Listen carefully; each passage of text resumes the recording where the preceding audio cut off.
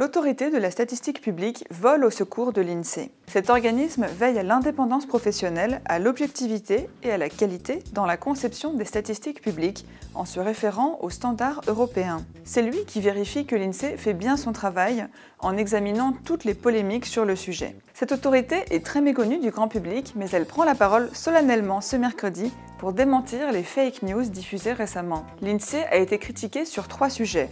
Le chômage, l'inflation et les retraites. Sur le chômage, après la diffusion des chiffres par l'INSEE, Marine Le Pen a écrit sur son compte Twitter « Et si l'on arrêtait de mentir aux Français ?»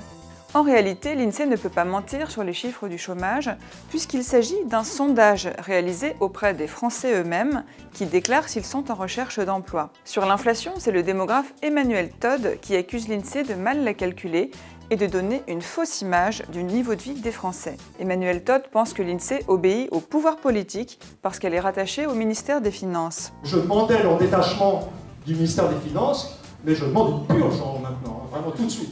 L'autorité de la statistique publique répond que ces critiques sont infondées puisque l'INSEE suit les meilleures règles internationales.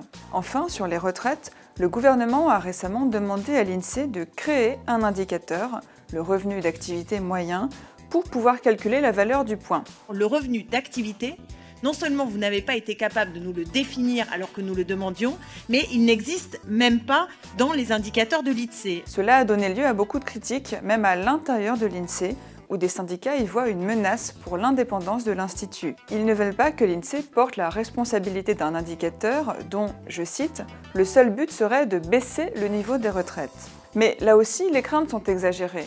L'INSEE peut contribuer au débat public en produisant un indicateur, du moment qu'elle continue de suivre ses règles de méthodologie sans porter de jugement. Il est normal de remettre en cause les statistiques pour essayer de les améliorer.